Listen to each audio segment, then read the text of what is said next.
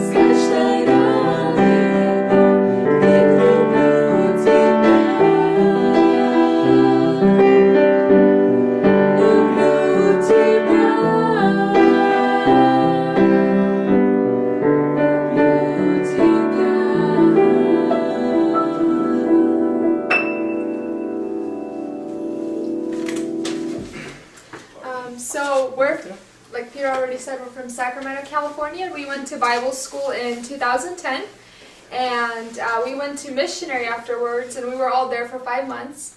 And I'm Ina, this is Olenka, this is Peter, and this is Roman. And we just want to tell you guys a little bit about it, so you guys know what to expect, some positive things, some negative things. We're just going to share some of our experiences with you. First we're going to talk about some mistakes that are made on Missionary, some mistakes that we made. I would say a really big mistake that people make sometimes is not finding enough time to just spend with God, just reading the Bible daily, praying. It's a big spiritual battle out there, and if you don't find the time to do that, you won't have the power to do anything. And I know personally for myself, it was really hard to find the time. Constantly people coming over to our house from the very morning till late night, and you just don't find the time. But you have to make sure you find a time during the day. Yeah, your devotion, daily devotion. And something else that that I think is a big mistake, even talking to other people, is not giving everything you can, not trying your best, and then you really regret this. Just doing everything you possibly can, taking every opportunity you have. I know even personally, for sometimes I'd be in our house and we have like 2 kids come over, they're just playing in our yard, and now I really regret that I wouldn't use that time to tell them a Bible story or something like that. So it doesn't matter, even if it's one person there, you can always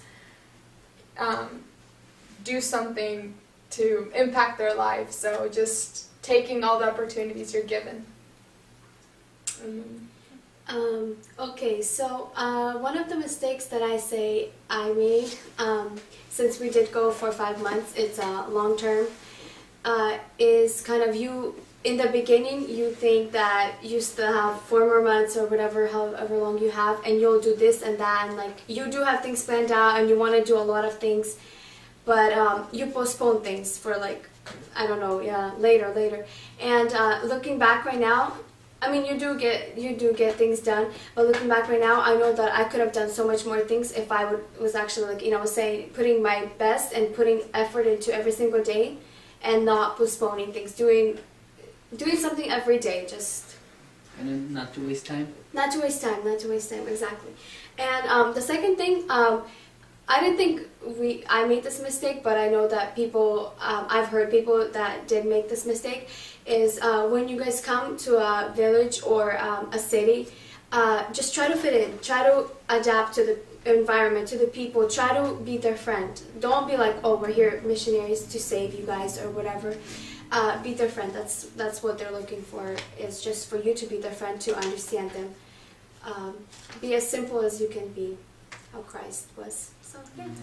I think another mistake that I know a few groups have made is lack of building a relationship within the group, because the moment you get on the ground of wherever it is that you're going, right away, people, if you have tension, if you have some wrong happening inside the group throughout the whole missionary trip, people in the village, they sense it, they see it, and they're disturbed by it. And they could actually, they come up to, they happened to us actually, they came up to us and asked us, hey, there's something going on. A lot of times you have to just build your relationship, pray to God right now, is learn to build relationship, love each other, pray for each other.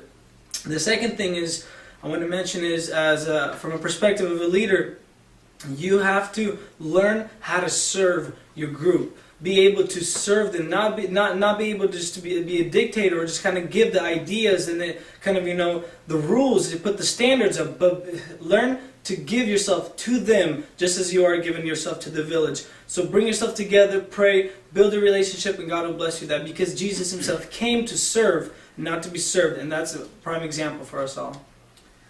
Yeah, I actually also want to kind of talk to the leaders. One of the mistakes I think I made, especially even the members of my group from this year, they told me kind of to change it.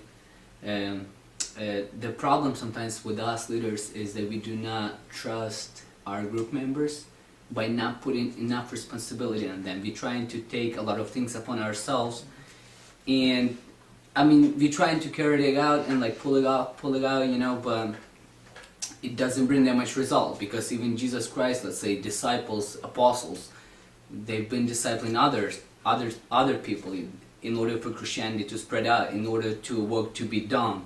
So that's one of the mistakes I think I have made, because I did not put enough responsibility on other people. I kind of like did not trust them. I was just trying to do things by myself, a lot of things. And know that after a while you're just going to get burned out eventually. Yeah, and you cannot reach the result that you want if you're just trying to do things by yourself. You need leaders especially, learn how to put responsibility on other people. Learn kind of how to train them, how to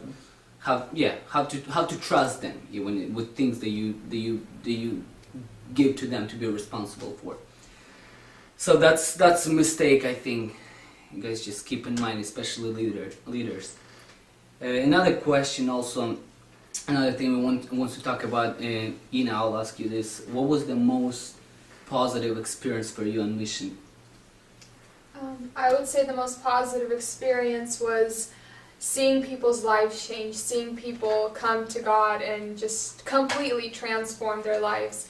I would say it was the most amazing thing I've seen, and even to this day, even coming home, I think that's what brings you the most happiness, is when you're a part of this, especially a part of people giving their life to God. And it's definitely something amazing to see, but I guess don't have really high expectations, because sometimes you can plant the seed, you might not always see them change, but because I mean God will be doing something. But you just, I guess, try your best. But it definitely was a life-changing experience for me. Even coming back, I was just wanting to go and tell everybody, and so that will definitely be something amazing to witness. Amen. That's true. That's very true. Also, another thing for me was one of the best experiences. How I was stating earlier, the mistakes, that for people to be open and to be simple. And if I found out for myself that if you are like that, there was people that, like, if they feel comfortable around you, there are people that got saved, and they, like I said, you are so open towards them that they come to you and they ask for you to pray for them. They ask advice, and like that was amazing for me to be able to pray for others, and like I was saying, just to see their lives change, and to see them fall in love with God. It was amazing. I think another tremendous positive kind of feedback and experience we had was when you toil under the sun the whole day and you come home with ladies baked a good meal. That was one of the most positive experiences. Man, that okay? is good, brother. Especially if you have good cooks. That was one of the best times. Vika.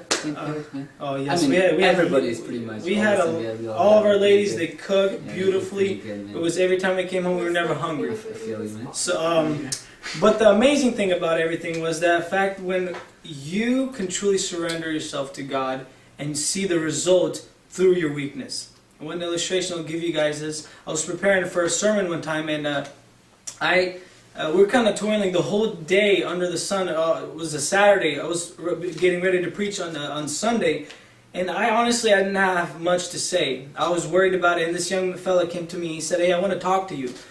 I was kind of rejective at first. I was sort of like, okay, I have to prepare. But then in the back of my head, I heard kind of a voice, I probably should go and talk to him. I spent about 4 hours talking to him 3 in the morning about almost nothing. He wanted to talk about soccer, about life. I saw it pointless. Like, I just didn't see a point to that.